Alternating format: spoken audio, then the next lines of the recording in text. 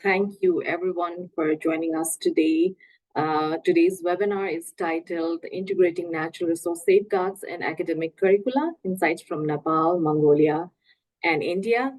It is organized by Asia's Linear Infrastructure Safeguarding Nature Aligned Project, and I would like to welcome you all on behalf of the entire Aligned team.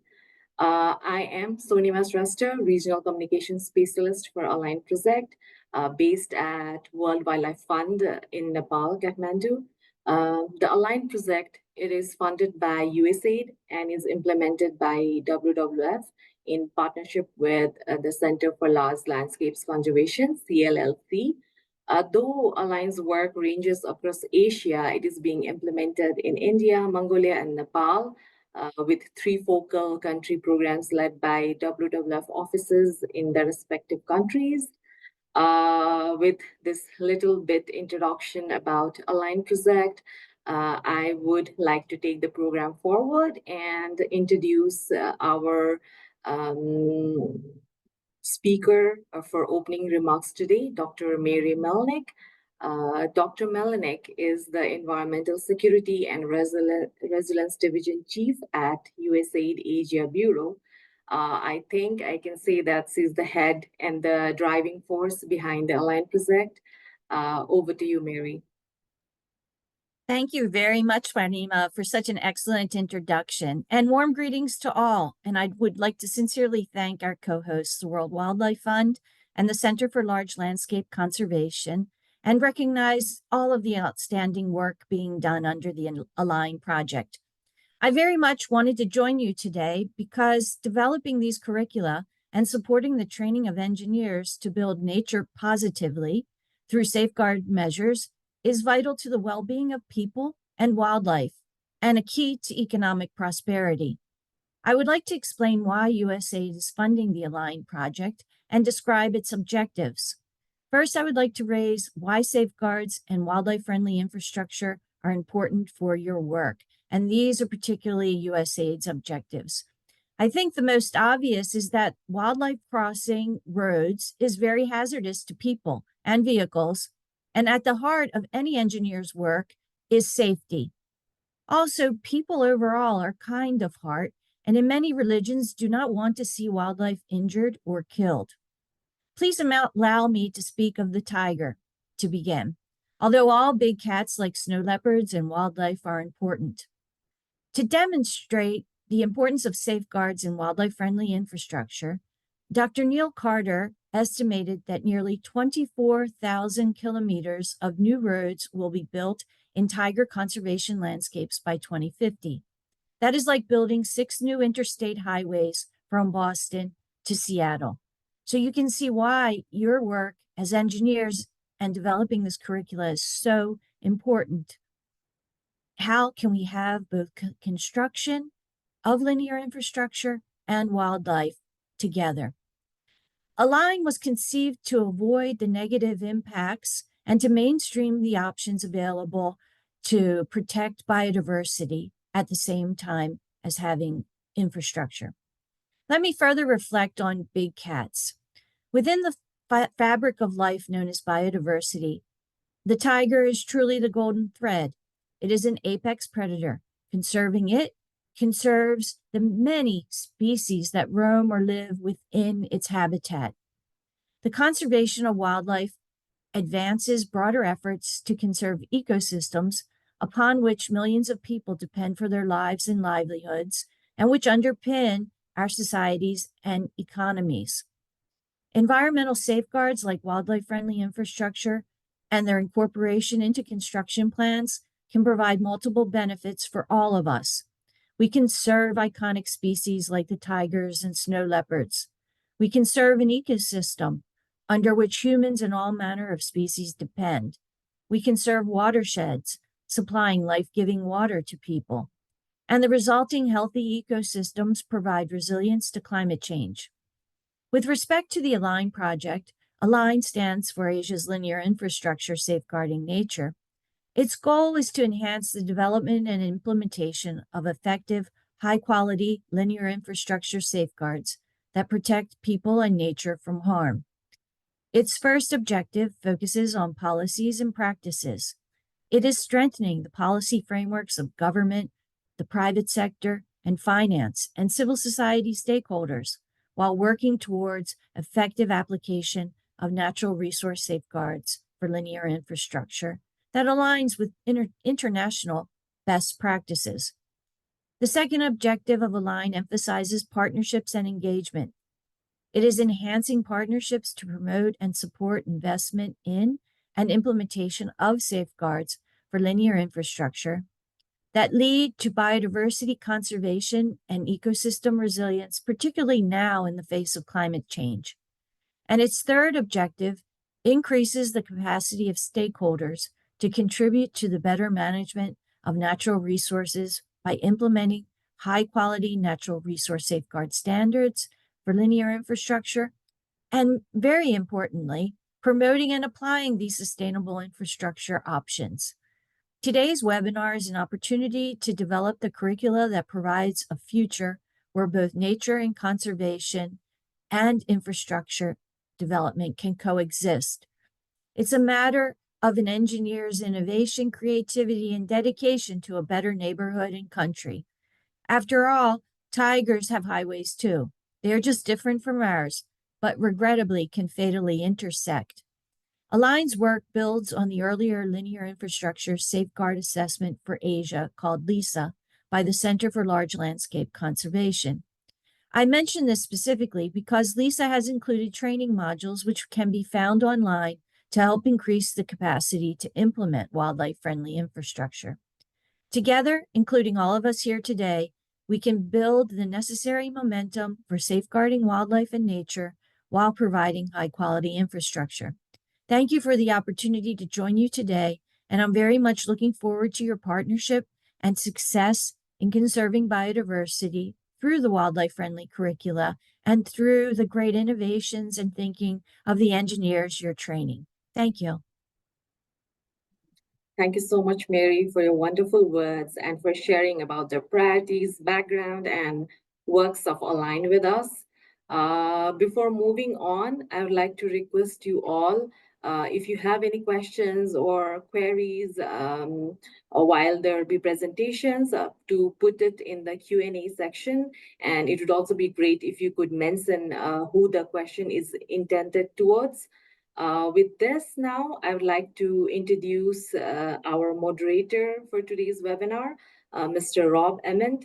He's a Senior Conservation Advisor at Center for Large Landscape Conservation, CLLC, and is also a very dear colleague and an integral team member for the Align project. Over to you, Rob. Thank you.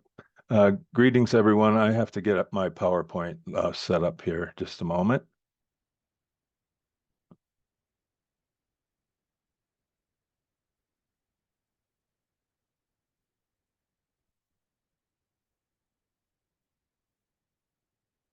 There we go.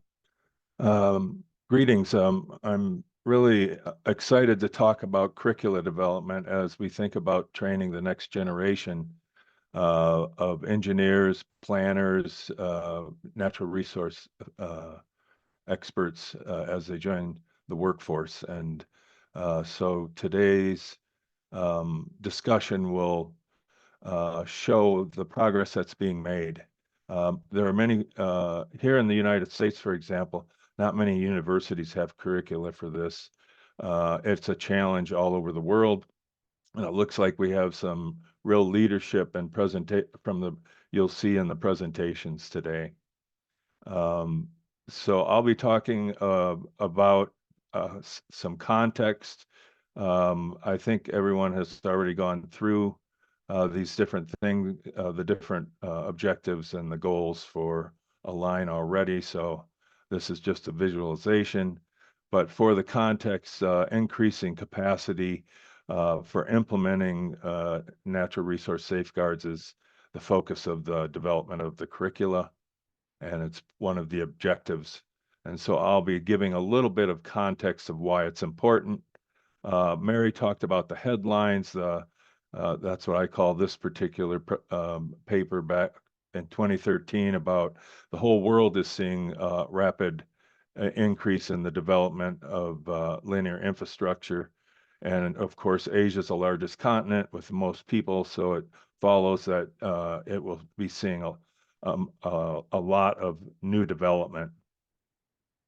But USAID wanted to look at a major area, 28 countries in Asia, preceding the Align project, and it was called the LISA, Linear Infrastructure Safeguards in Asia project, of which CLLC, Center for Large Landscape Conservation, was the lead technical group.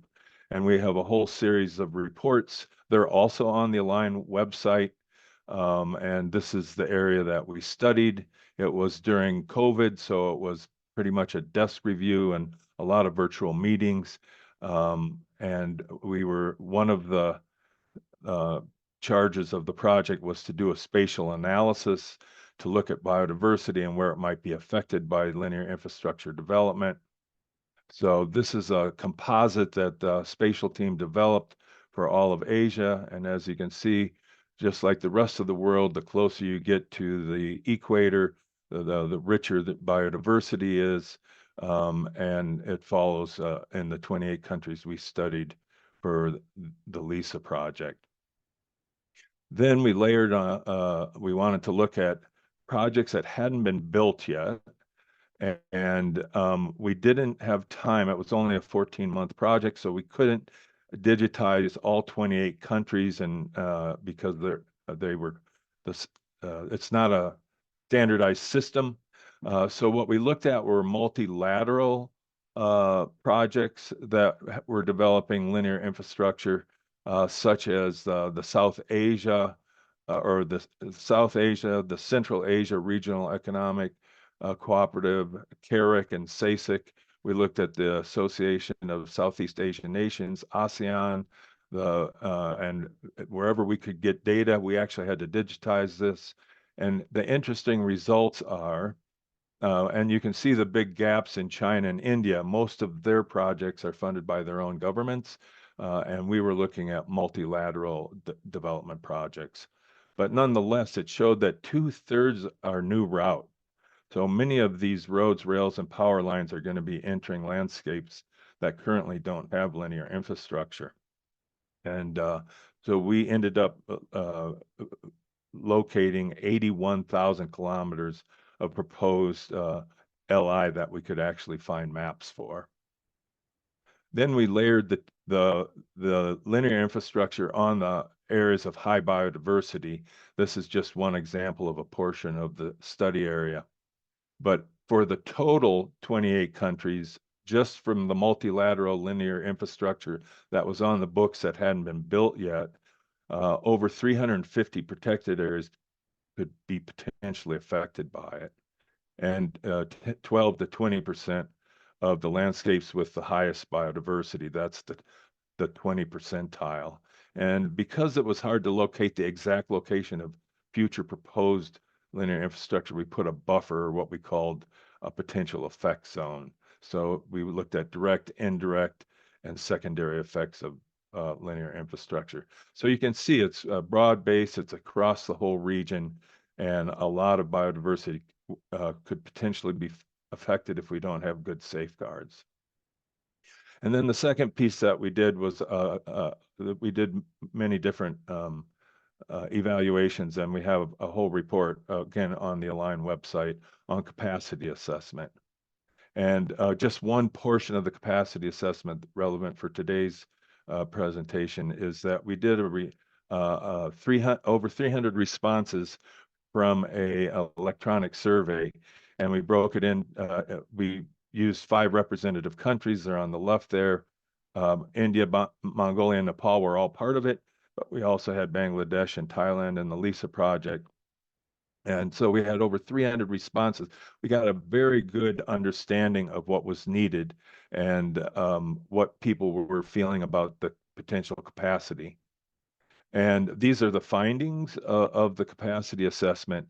And relevant today's discussion about curriculum are that the 2 bullets that I highlighted. One is that constituent groups, all 4 of them, are overwhelmingly interested in training opportunities. So the development of curriculum is responding to that need, and also industry. So before these students join engineering firms, transportation agencies, natural resource agencies, it'll be good that they receive the training needed to design and consider wildlife-friendly linear infrastructure. And so Align brought all that information forward into the design of the project. And so that's why this curricula is being developed, supported for its development to respond to the capacity building needs that were identified in LISA and brought forward in Align. And so we are working with the 3 countries. We'll be hearing from the professors today from Mongolia, Nepal, and India. And partnerships have been formed by the WWF offices in each of those countries with the academic institutions. And we'll be hearing about the first efforts at designing courses for either a BS or master's level students.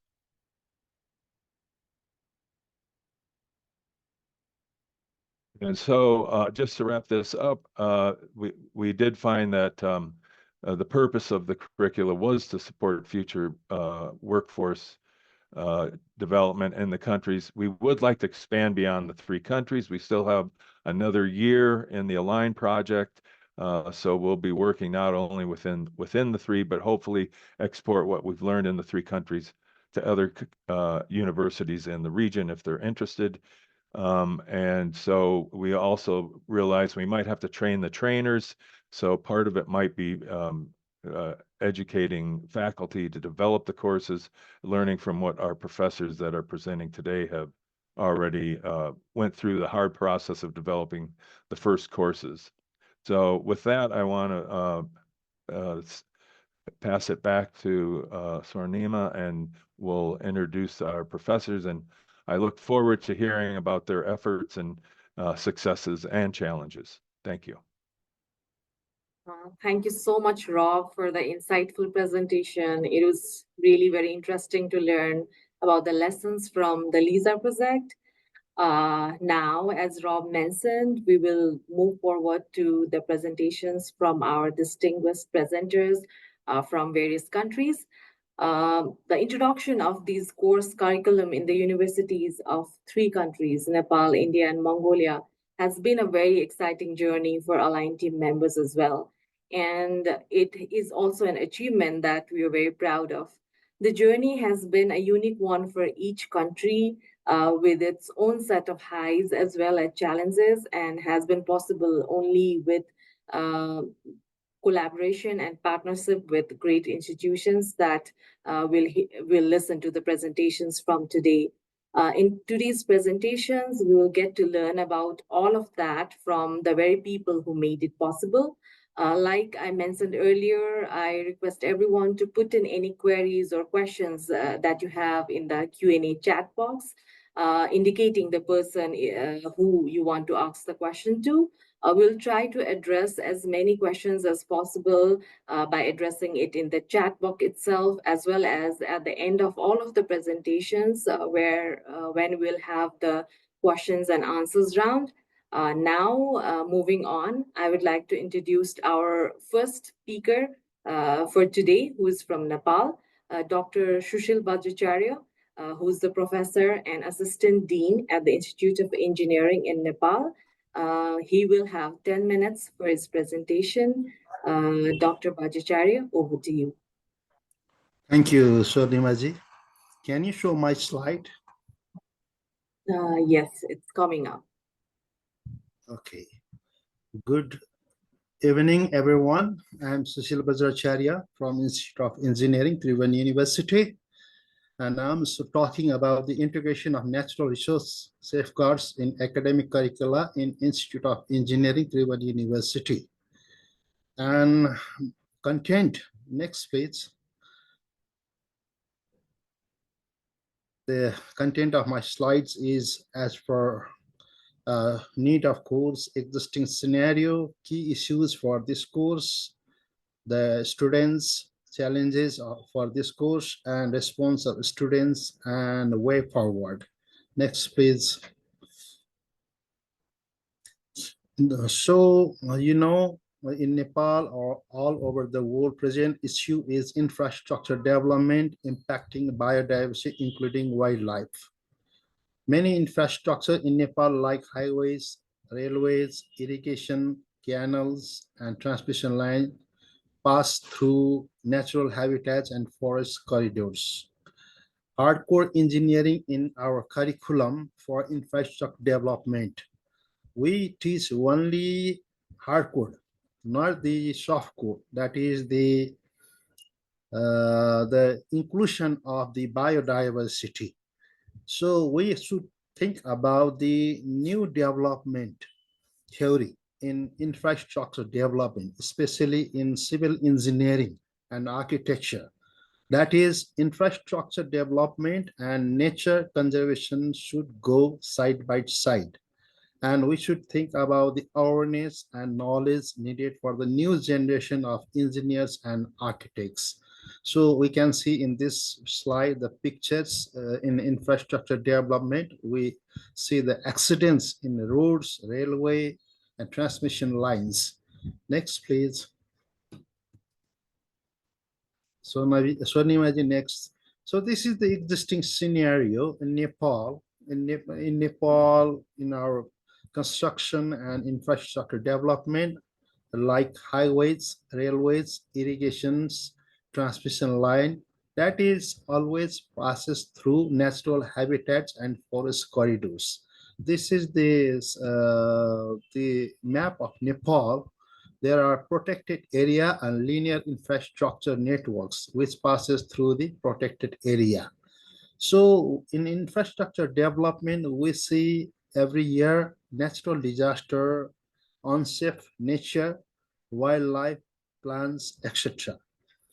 This creating the ecological problem and habitat fragmentation, and this is also creating minimizing resources used for wildlife and restrict genetic diversity. This also alters the hydrological characteristics and environmental attributes to maintain the population and community structure in an ecosystem. You can see this map. There are linear infrastructure, roads and railways and others always grow through the natural habitats. That is the present scenario. Please, next slide, please. So in our civil engineering, education, and architecture and others, we are talking key issues about what happening is wide-ranging species require continuity of their habitat across landscapes, but linear infrastructure often create barriers or break in habitat, which is harmful to the long-term conservation of species and ecosystem. We need for the conservation and development to go hand in hand, complementing rather than the conflicting with each other. That is the main issues nowadays in Nepal for the infrastructure development. Next slide, please. So there are students for the course on natural resources safeguard in infrastructure. This course was developed by the Institute of Engineering and the WWF Nepal with the support of WWF Nepal. So there are two types of students in bachelor level in BE Civil Engineering and also in students of Masters in Engineering in Construction Engineering and Management with say CEM, MSc CEM. If this course is developed in the Bachelor Engineering and fourth year, second part as an elective course for 3 credits, and there will be every year 20 to 30 students in each batch, each group. And also this course is also in the Bachelor Engineering of Civil Engineering in fourth year, second part in project work. That is 4 credit course. The students may be 4 to 8 groups, but one student's group is 6 students. In each group, they do project work, they visit in the site, and they study, they observe, what they find, they will solve the problem in the about the natural resource safeguard in infrastructure in project work. In master's level also we have this course. In master's level, in first year, second part, as an elective course, 4 credit course, there will be the 10 to 16 students. This course is developed by WWF Nepal and Institute of Engineering. Next, please. So this is the content of that course, Natural Resource Safeguards in Infrastructure. There will be 3 lectures per week, 1 tutorial per week, and 1.5 practical in per week. And this is taught in 4th year, second part. You can see the course outline about introduction, biodiversity, wildlife ecology, impact of linear infrastructure on biodiversity, baseline diversity assessment and safeguards, policies and guidelines, and types and selection of wildlife safeguard measures, status of wildlife safeguard measures in Nepal. Next, please. We started this course in Institute of Engineering, and we got some good response from our students. The students appreciated this course very, very relevant, and students are very excited to do project work with field visit, and they are able to face real world challenges in green infrastructure development. Next, please. So what are the challenges in our institute? That is, main challenges is this is a new course. We don't have resource person or expert civil engineer professors. Many professors civil engineer are in hardcore engineering. They are expert of road construction, construction management, etc. So we are shortage of specialized expert with experience in this course in engineering sector. That is the main challenge. Another challenge is no funding. The funding is very limited. Lack of resources for research activity. There is no research in this area in our engineering regarding this course and this topic. So there is also funding limitation about the project work with field visit. We should take our students in the field, outside the institute, outside the city. So it takes a lot of funding. So that is little bit limitation in our to conduct good course in this course. Though, so I think the challenges is many. We are very timely. We introduce this course, so it needs institutional support. There is a lack of awareness from our government agencies for integrating new topics like nature safeguarding. So there is limited teaching material for natural resource safeguard in infrastructure course.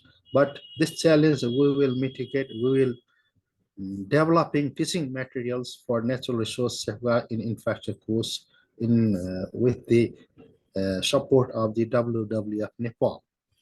So next, please. Next slide, please. So what we want to do way forward is we need institutional support. We need long-term commitment from the academic institutions, from our university, from our institute, from our campus colleges. So we need also research partnership. We need the collaboration like WWF Nepal for research partnership in long run to conduct research and new outcome for the discourse. And for the way forward is for curriculum. We updated our curriculum. We need update this syllabus, incorporate new research and best practice in green infrastructure development and nature conservation after one cycle, after 4 years. And we need especially the faculty capacity development. We need training for our faculty members to conduct this course for teaching. So we will planning to develop the capacity for our faculty members. These are the main challenges and way forward we need to conduct this course in future. Next, please. So thank you. This is the picture of my Institute of Engineering. I think I finished my on time. I hope so. And if any queries, questions, I will answer later. Thank you very much. Thank you so much, Dr. Bhattacharya. You definitely finished right on time. And thank you very much for such an insightful presentation. It is very exciting to see that natural resource safeguarding course is being integrated in a reputed organization like IOE in Nepal. Thank you very much for the presentation. Thank you, Now Sonali. from Nepal, we'll move on to the neighboring country, India. For that, I would request Dr. Tejwan Singh Bar. He's a senior professor and head of Department of Planning, Art and Research, School of Art and Architecture at the Susant University in India, where also there has been introduction of a course curriculum about natural resource safeguarding. With this, I would like to hand over the platform to Dr. Brar.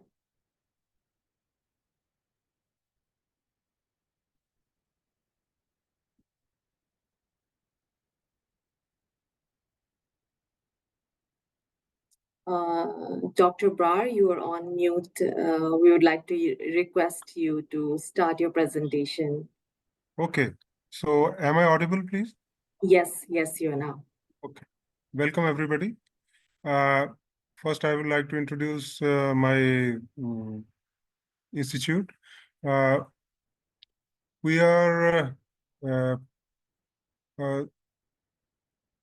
more than 30 years old institute.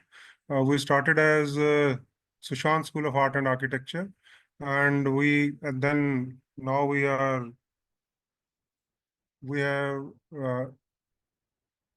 become the state university under State Private Universities Act of Haryana, and now School of Art and Architecture is a constituent of Sushant University, and we have planning courses, B Plan and M Plan, and this opportunity which was provided to us by Align,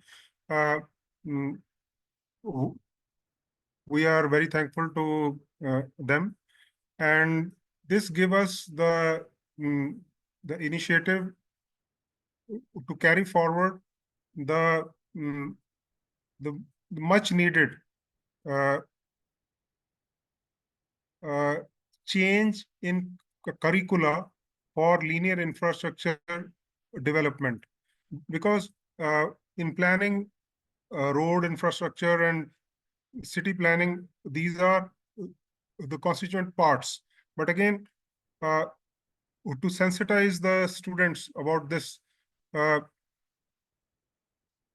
we are thankful to WWF so that they provided us the support for special lectures on CIA, which is cumulative impact assessment of the development in biodiversity zones, and because of that, our students were able to produce a very good quality work, right? Okay, now please move to the second slide, please. So this is what I had already discussed. That presentation discusses the inclusion of natural resource safeguards in planning and development, and it was done in collaboration with WWF India. The need we know is always that infrastructure development in the ecological sensitive areas needs to be sensitive to the ecology. The course had been developed to equip the upcoming professionals with the knowledge and tools necessary to mitigate and navigate the impacts. And it covers the key areas such as impact assessments, ecological design principles, and the policy frameworks. Please, next slide, please. Next slide. So what is the need of the course? No, please, the earlier slide. Rapid infrastructure development poses a significant threat to the biodiversity. There is a pressing need for trained professionals who understand both the technical and ecological aspects of the infrastructure development. This course addresses a crucial gap in the current education and training, provided a holistic approach to the infrastructure planning that safeguards biodiversity. The course changes are a necessity to bridge the knowledge gap and to promote the sustainable development. Okay, please. Next slide. And the key features of this course are understanding the environmental impacts of linear infrastructure, mitigation strategies and ecological design, legal and the policy framework supporting the biodiversity conservation. So for this course includes the practical case studies, hands-on training to ensure the participants can apply what they learn in real-world scenario. Okay, please, next slide, please. Resource utilization and the syllabus development.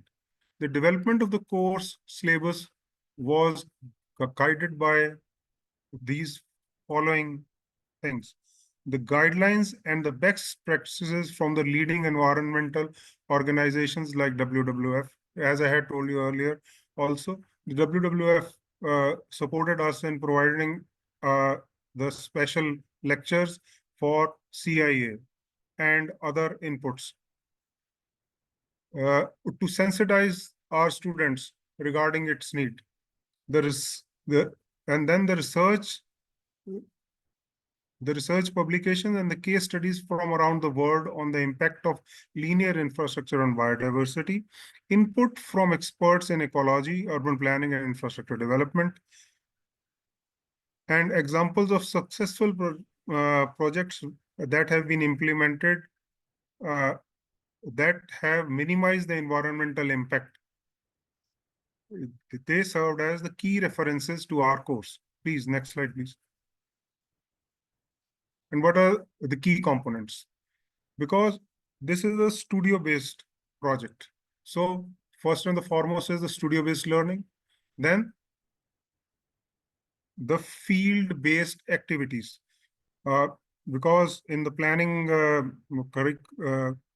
studio, the field visits are a constituent part, so that students can visit the site and plan accordingly.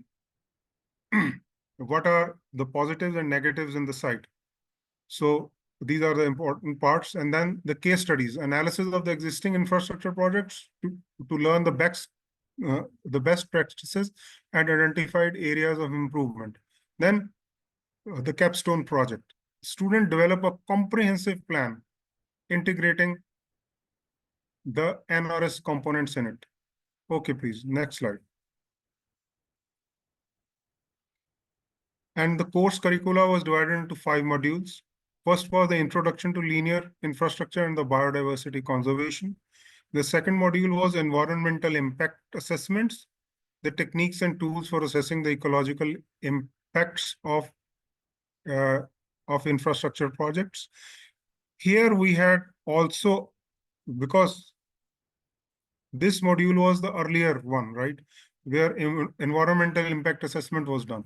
Now we had expanded it to include cumulative impact assessment, right? Because environmental impact assessment has a very limited role because it is at a project level. Because if we have to move to a urban scale and a city scale or regional scale, then we need a cumulative impact assessment. Then the module 3, the mitigation strategies and ecological design. Then module 4 was the policy and legal framework. And the module 5 was the case studies and the practical applications. And the analysis of the real world projects that was successfully integrated. Yeah. And one more thing, all of this study was done using GIS. The QGIS software was used, and the remote sensing data has been used in it. Please, next slide, please. And these are the students' works which they had prepared. This first slide was which gives us the whole picture of the study area, right? This is the linear corridor for which the impact was done, and then the road inventory was created using QGIS, and after the site survey, right? And then the proposal was developed, right? And then so before the proposal was developed, the key areas were identified where what are the species which are available in the area, and what was their zone of influence, where they are found, and where is the impact or the clash between the motorists and these species, and those impact points were identified, and then the solutions were provided, right? Okay, please. Next slide, please. And now we come to the student feedback. Initial feedback from the students was overwhelmingly positive. And then the students appreciated the practical focus of the course, particularly the case studies and the real world applications. The interdisciplinary nature of the course has been praised by providing a holistic understanding of the challenges and solutions in the infrastructure development. Some students have suggested more interactive sessions and field visits to further enhance learning. Overall, the course was has successfully engaged the students from diverse background and discipline. And one more thing which I wanted to add was that the bachelor's as well as the master students were engaged in this activity, and they had worked and in a holistic as a team to produce a holistic plan. Please, next slide, please. And for the sustainability of the curriculum, the continuous updates of the curriculum based on the latest research and feedback, which has always been part of our institute. There are all, because for this there is always a board of studies which is conducted every at the end of every semester to take on to include these things. Establishing the partnership with industry, government, and NGOs to support the ongoing course delivery and expansion. Exploring online and hybrid delivery models to reach a wider audience and ensure accessibility. The planning course is inherently adaptable with the potential of customization based on regional and local needs. Please, next slide, please. And about future engagements, first one was the curricular refinement. The continuing to integrate NRS in urban planning courses. This we have adopted as such. And the faculty development training for faculty to effectively teach NRS concepts, and industry engagements, the engagements with the consultants or organizations for better placements of NRS trained planners from Sushant University. Okay, please. Next slide, please. Okay, thanks. So we need the end of my presentation. And I want to thank everybody for the patient hearing. And I think I had completed it on time. And if you had any questions, we can take it afterwards, the next presentation. Okay, thank you, everyone. Thank you so much, Dr. Bar, for such an interesting presentation. It was very exciting to learn about how Susant University has incorporated practical learning into the curriculum through studio exercises. That was very interesting for me to learn. Now, moving on from India, we will come back to Nepal once again to learn more about how the Institute of Forestry in Nepal has introduced the similar course curriculum in their institute. For that, I will request Dr. Soni Baral, who's Associate Professor and Assistant Dean at Institute of Forestry in Nepal. Thank you, Sonimati. Could you please let me share my slide? You want to share your own Yeah. slide? Then yeah, you can do that. You have that access. So if you go to the green button and share your slide, then you can do that. You have 10 minutes for your presentation, ma'am. Okay.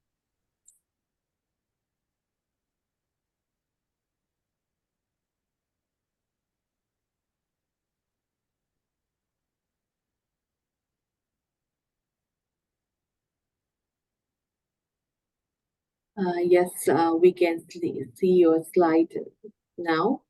If you can go to the presentation mode. Yes. Yeah. Thank you. Yeah. Yeah. Okay. Okay. Yeah. We are joining from various part of the world. So good evening and good morning. Yeah, today we are going to talking about the very important topics, that is natural resource safeguarding infrastructure. So we have been observing many cases of wildlife having a very difficult condition due to the linear infrastructure development. So I would like to just highlight.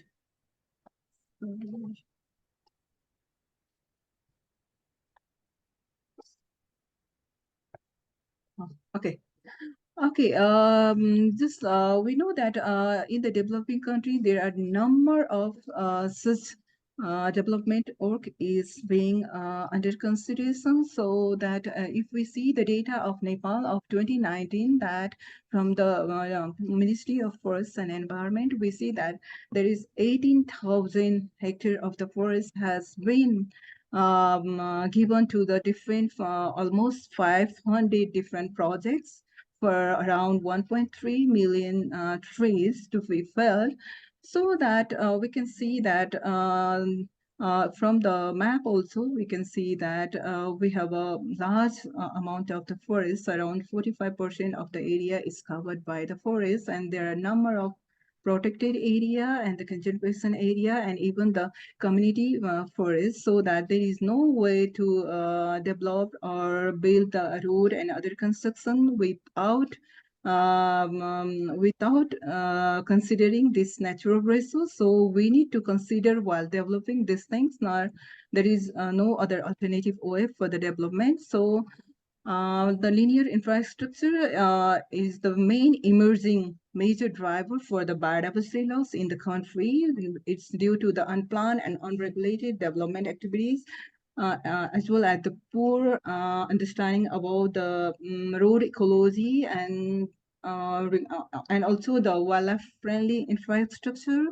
And we have a poor coordination and harmonization between the concerned agency over here in the Nepal.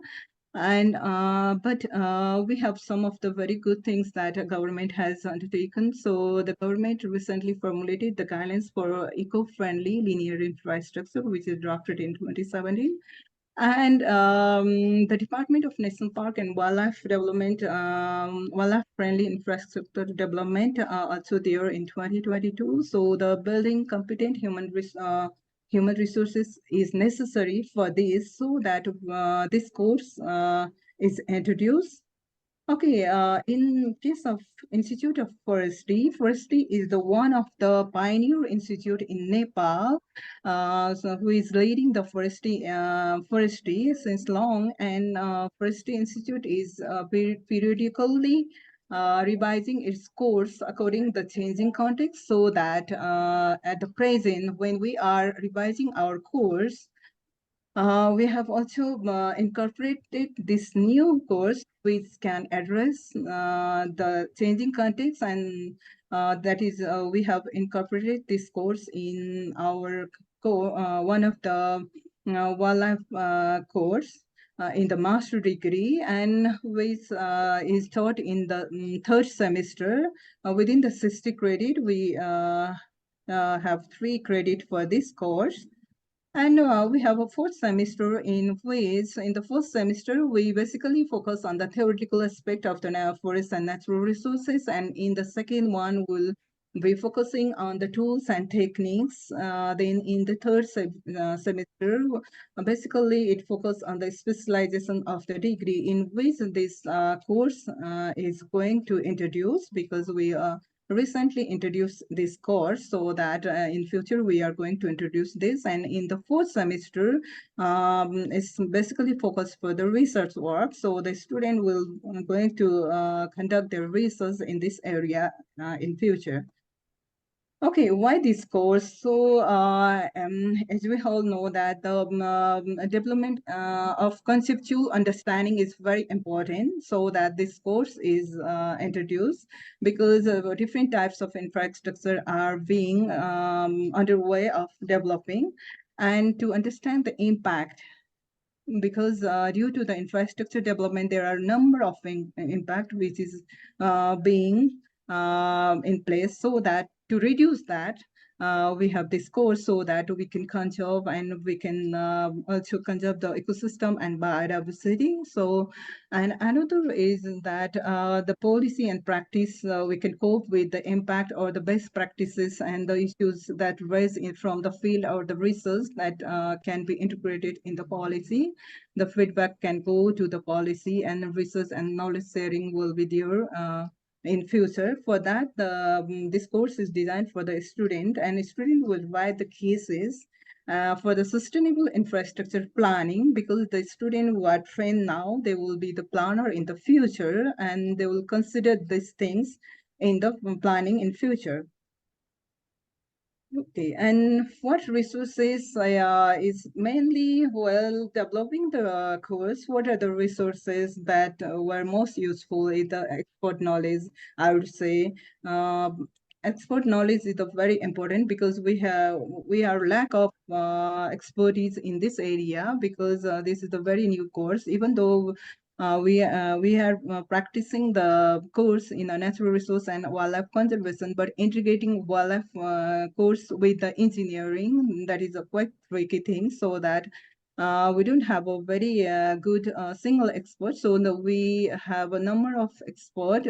We deal with a number of experts to develop this course, and also we don't have a literature on this area in our context, though we have an international literature, and we follow those in the while developing our course. And the financial support is the another thing, so that for the expert consultation, even for the field work, though we the course was supported by the WWF Nepal, but for the field and other research work, there we still lack these things.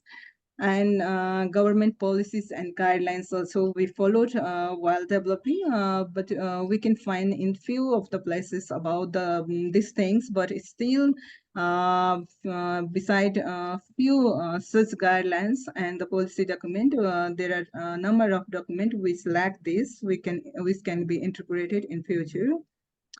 And who are the students? For that, we plan for the one of the master course, because 6 of the master course is implementing in Institute of Forestry, in which wildlife management and biodiversity conservation. For that, we will be introducing this course. However, in which 10 to 15 students will be there. And for the basic course or the foundational knowledge, there will be around 120 students. In the master, they all will be trained about the basic knowledge about this. And in the bachelor degree also, the basic of this we will start to introduce this thing in the bachelor as well. Okay, and the challenges regarding this during the course development as well as in the future also is that the faculties and the expertise is one of the main challenges, because we don't have the specialized training for the student itself. Need of faculty should be the trained enough, so that even we have a very limited trained human resources in this area. So we need some more expertise, and we need some training and awareness and number of training to build for the faculties. And the financial security is equally important for the research grant, not only for the master degree research grant, but we can have a number of small grant for the research, because there are number of development work are under progress, so that the research can be conducted in that area beside the master thesis as well by the faculties and other expert, including the student as well. This is the things. And for this further field equipments and even the infrastructure is lacking to show where the practical we can show, because we have a very limited, and which are few of them are there which are under progress of construction. And the response from the student is too early, because the course had not been implemented, because students are rolled out, and I think we will take their view in future. But however, the student appreciate about the course, because at the orientation course we were talking about these things, because these are the things you are going to talk and what will be happen within this. At that time they appreciate and they recognize the relevance of the course for themselves and for the policy making, and in future also when they are going for their work. And they are very much excited for this to learn and use in the real world. Okay, regarding the sustainability and the way forward for the continuity of this course, because this course is, we basically focus for the development of the human resource and expertise which are competent for the future. Because if we train now, they can be the future leader and planner, and they can lead. But having said that, I would like to say that because we are in the developing country, and number of development work is being carried out. For that, if we can train some of the other expert, even the faculties and other, then and the planner and the government peoples, then it will be easier for us and even the trained human resource that we produce for them to implement whatever they learn in the course, so that if our trained human resource will be when they will be the planner, then it will be too late that lots of development work will be already in place. So that I think the other area is that we can train the human resource which are already in place. And IOF will work with conservation partners for the sustainability of the course, and so that we can build the capacity of our faculty, as well as we can leverage some of the resources from our conservation partner like WWF and other organizations, and we can have the research in the field and even develop some of the teaching cases in case of video and other, and we can use it as an example in the classroom as well. And IF will review its course in 2 cycles, mostly for the master degree and for the bachelor degree, 1 cycle. So After the 2 cycle, after knowing their learning experience, so we will revise it as for the changing context, and then continue to mentor the student and research in use how we can take it in the policy, so that it will be good to align with the course and policies. And also our IOF will also collaborate and harmonize with the engineering college, because it's a very important to collaborate and in integration with both the forestry and engineering. We will proceed ahead for the continuity of these courses, as well as to save the nature. Okay, with this, I'll say that there is no planet B in the Earth, so that we need to conserve the resources. And in the developing country, we are developing much and much, so we need to think of that. And with this, thank you so much for this opportunity, and thank you, WWF, for supporting us in the curricula development of natural resource safeguard. Thank you so much, Dr. Baral, for such a comprehensive, interesting presentation. We're excited about the introduction of this course at Institute of Forestry, and also excited to hear what the responses from students will be once they start taking the course and complete the course. Now we'll move on to Mongolia. For that, I would like to request Dr. Barsai Khan with us. He's the associate professor at Department of Biology at National University of Mongolia. And now I'd like to request him for the presentation.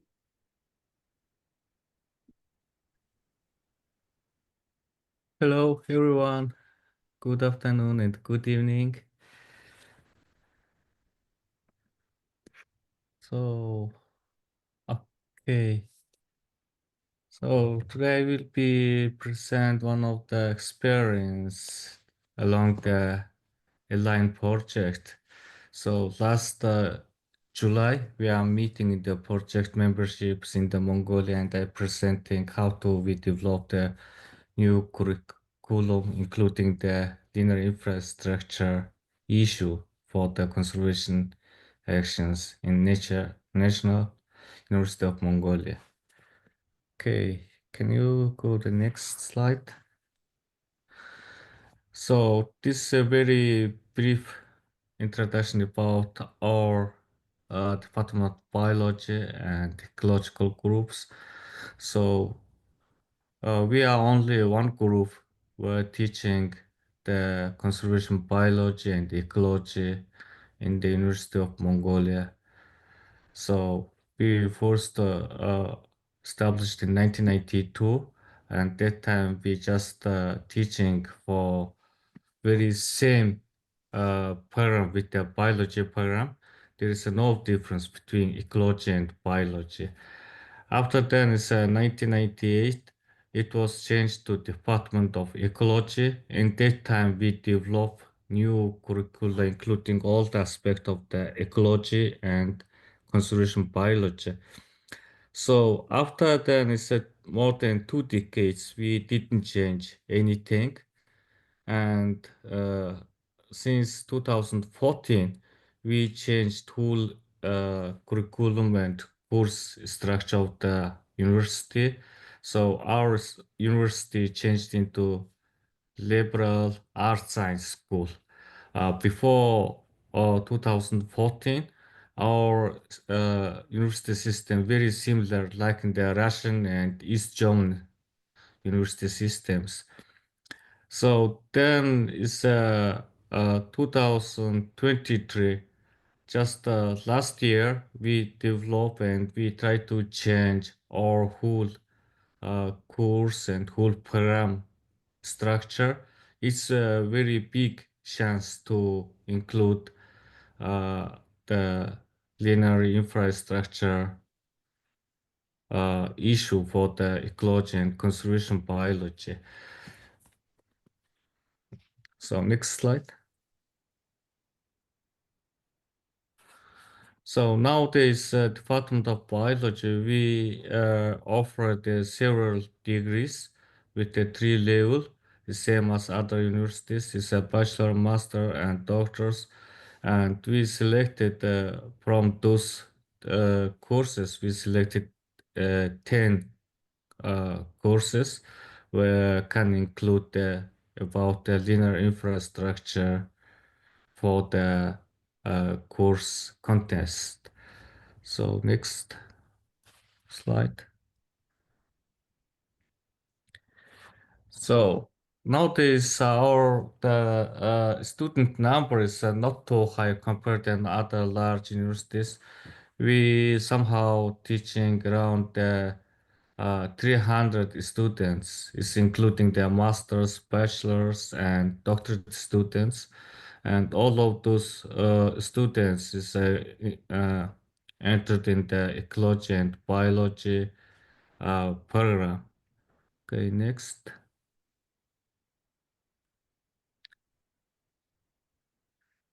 So here's I put some example of our ecological program structure. This whole program structure for the 4 years undergraduate level. So such kind of the course structure we develop all of programs including biology and biochemistry, ecology, and conservation biology. So all of those who selected the program, they should be uh, collect at least 121 credit hours. It's a minimum. So, and then it's I highlighted some of the subjects were including the linear infrastructure topics for those subjects. So next slide. So here's 10 subject names where they including wildlife friendly linear infrastructure. So this context including introductory section is for the first year students and also more deep knowledge about the linear infrastructure and its impact for the wildlife animals. So, for example, here's a first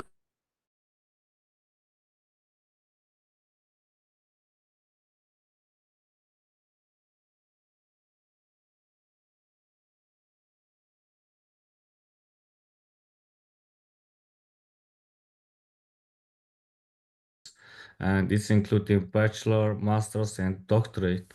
So the right side mm, graph shows the some of the numbers where the so mm, six ratio of the university is very changed.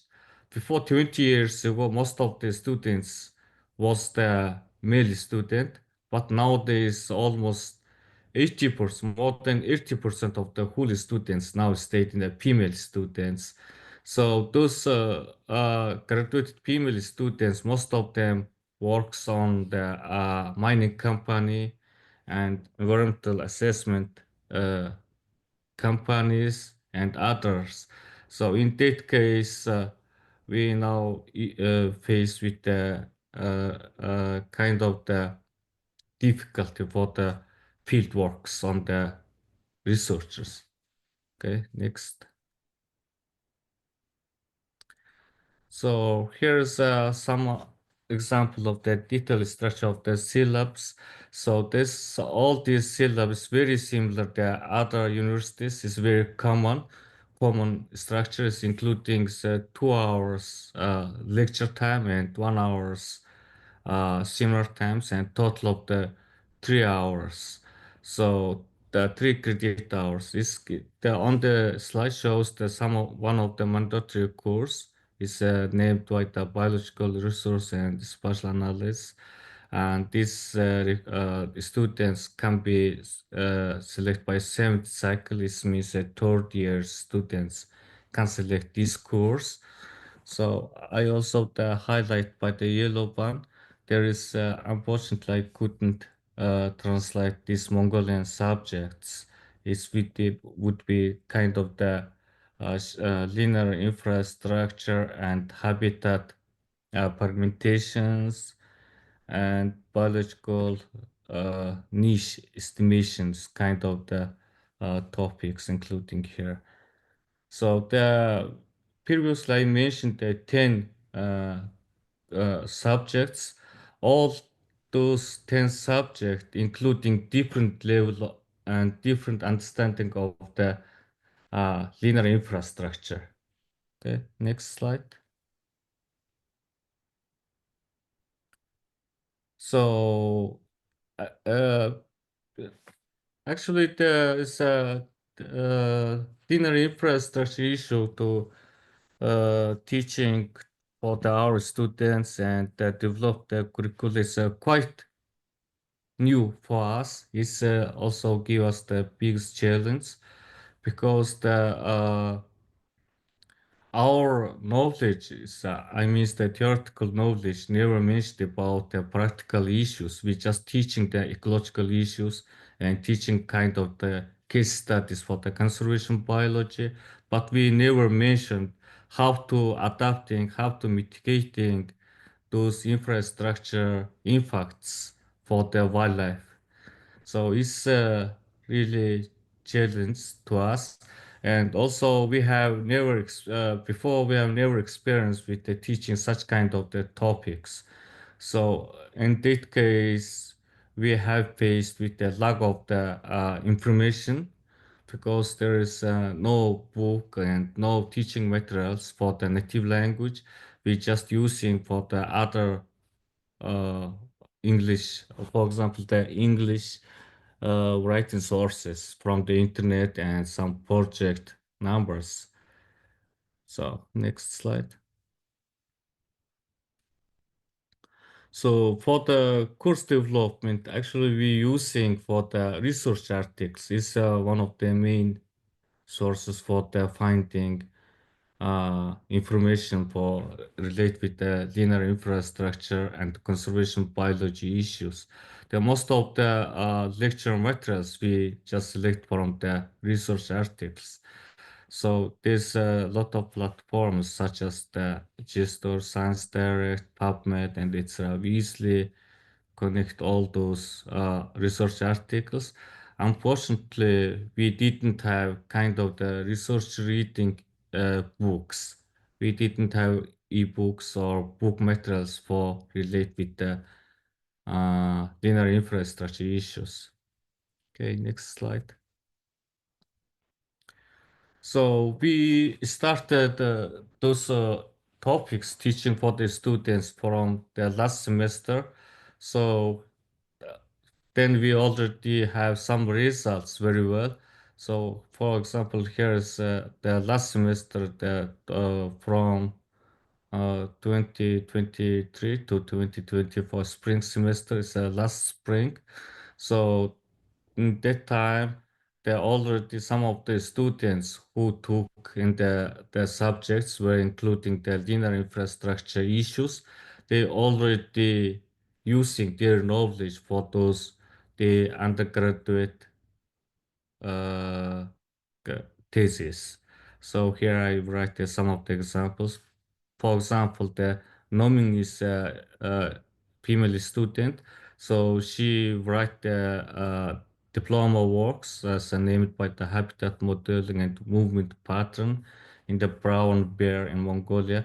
So the brown bear is actually located in the northern part of Mongolia. It's faced with the railway and highway issues. So she just mentioned these cases.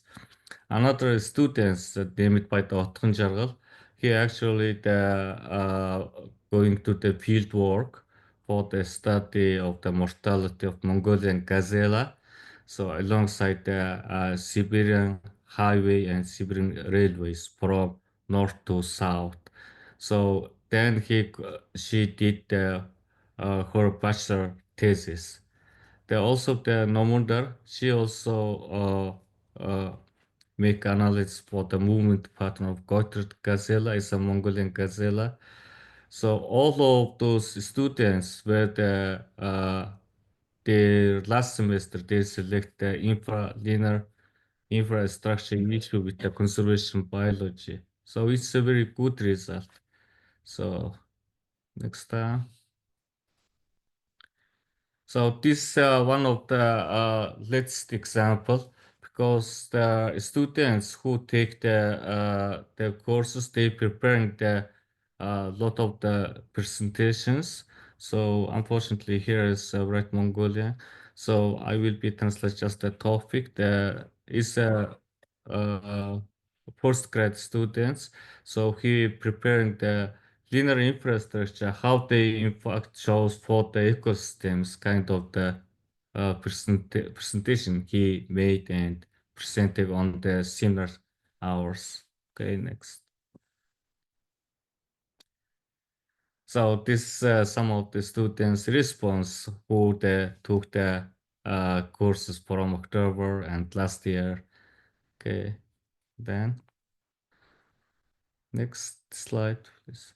So this very last slide. So I made some of the very general conclusion, but all of this conclusion very similar with the previous presenter who is presenting from India, Nepal, and we have the similar problems and similar challenges. The conclusion is very same as other presenters. Okay, this seems like my last slide. Thank you very much. Thank you very much, Dr. Udus, for a very interesting, insightful presentation. I had the pleasure of meeting him in person and visiting the National University of Mongolia while we were there for a visit. And the most exciting part of the visit was getting to interact with the students, the one that he also showed in the photograph. And it was very exciting that the students were really motivated to take the course, and they expressed that really they enjoyed the course and it was a great learning for them. Thank you again, Dr. Udus, and thank you all of the presenters for such interesting presentations. Now we are on to the Q&A, question and answer section. I have requested already, if you have any questions, then please feel free to type it into the Q&A chat box. And now I'll hand it over to Rob for facilitating the question and answer section and for the conclusion of the presentation part of the webinar. Over to you, Rob. Thank you. Yes, this was very interesting. We have to remind ourselves this is the very first development of courses and curriculum. And so we have a lot to learn, and it was very interesting from all four professors as they look at how they're trying to develop courses and curriculum. It appeared like in Mongolia, they're trying to integrate it into existing courses that are already offered. Or for example, in India, it was sort of a standalone course that could be added to the curriculum. So there were different approaches. But I think what I saw in the chat room and in the Q&A session, there are a lot of questions. We won't be able to get through them in 10 minutes. So I'm trying to make them more a general question. And that is of sustainability. It appears that because these are the very first examples of the development of courses, and it seems like both in many of the presentations and in the chat rooms were the question of how do we make this sustainable? How do you make sure that your institutions that you're working for will carry this on for the long term and help build capacity? I heard things like faculty need training.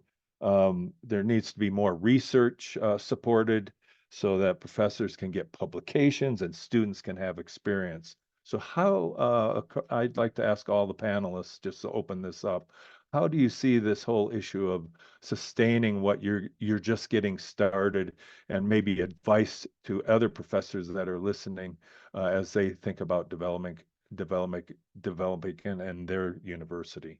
Thank you. So, about sustainability thing is, why do students will take it up? First and the foremost thing is that, okay, there is a need of it. But again, you try to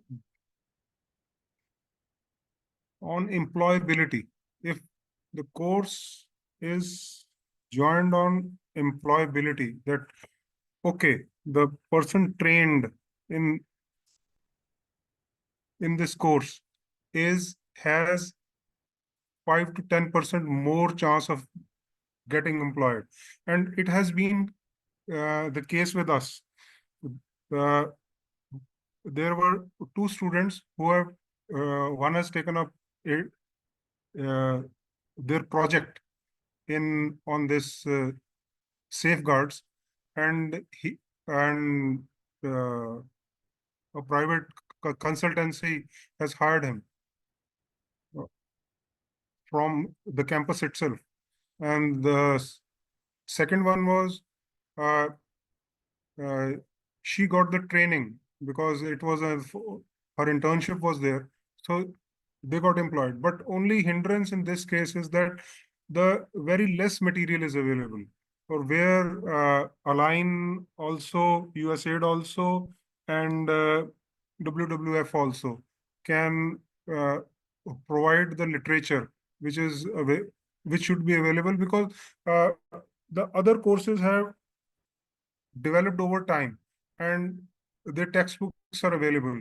But this being a new course, there is a need. So we need to develop the curriculum also. And there is also a very important need is the legislation needs to incorporate these changes.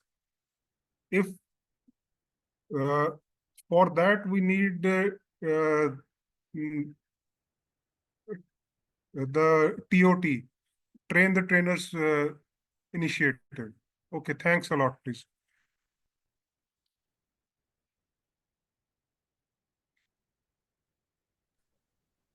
Can I say something? Yes, Can you please. hear me? Go ahead.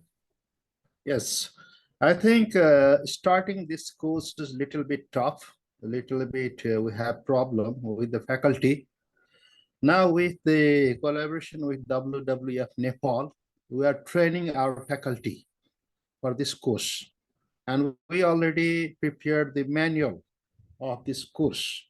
The main problem is the manual and the course and the trained faculty.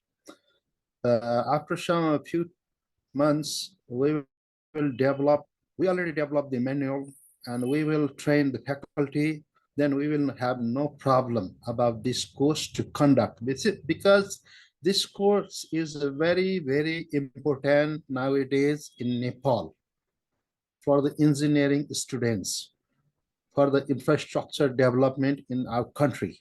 We are facing big problems in the roads, in other infrastructure, in biodiversity, in the plant and the animals accidents, many. So now we feel this green infrastructure development, we should have this type of course.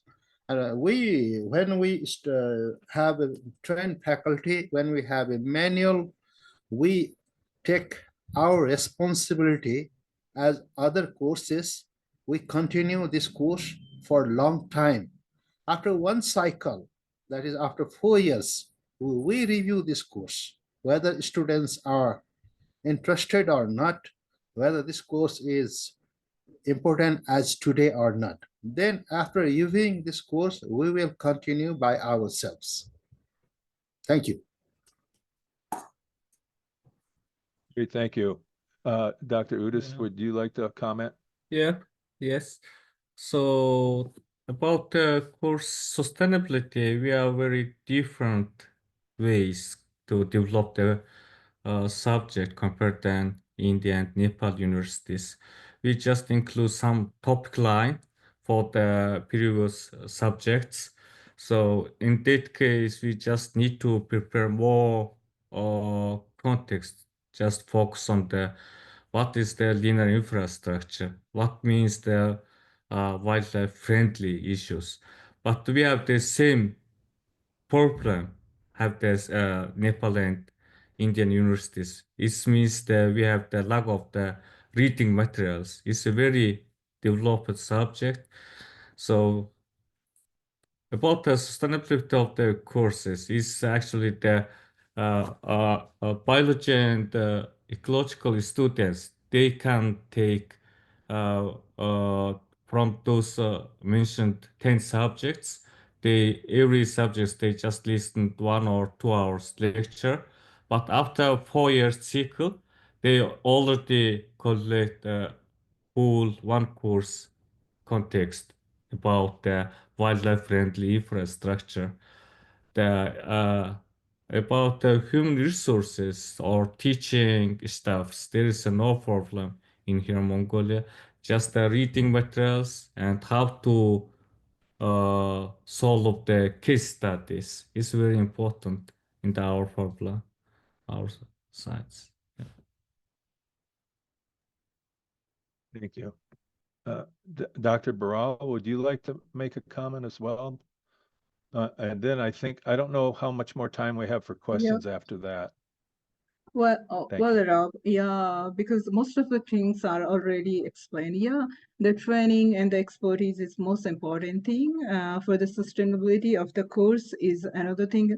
How we can make it more sustainable, and with the changing context, we need to revise it and also integrate the teaching cases so that the student and even the teacher, they will know about that. For that, we really need some expertise and the resources for the research also. It is really needed.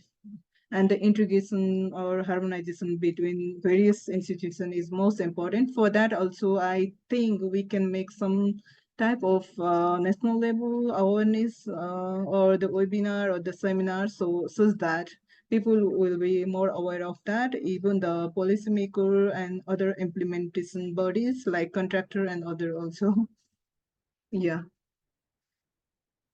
So that it will be the worth of teaching this course for the student. Student itself cannot make change because every aspect should be aware. Yeah, this is all. Thank you. Swarnima, where are we on time for questions? I think we're quite pressing of time. Maybe you want to move towards concluding the Q&A session and the conclusion that you have. So I'm sorry, so you're saying we should wrap up now or ask one more question? Maybe you can go with one more question and then wrap up.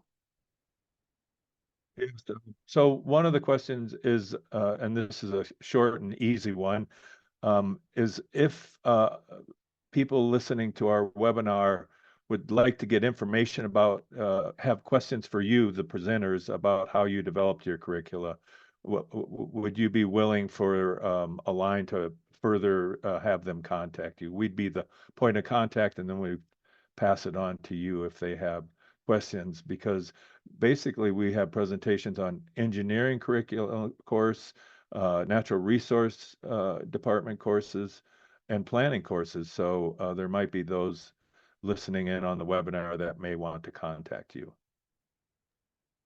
Yes, sir. They can contact us at any time. We are available. So we will be sharing whatever information we have, whatever resources we have. So there is no issues with us. Okay, thank you.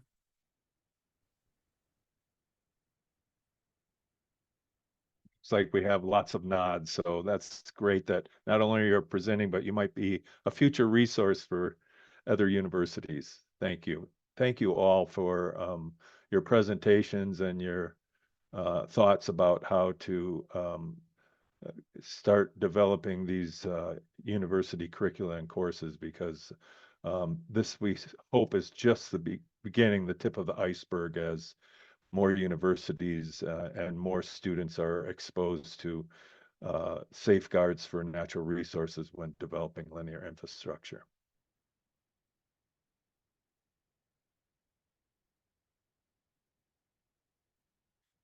So I think we're almost up on time. I do want to do a couple concluding remarks.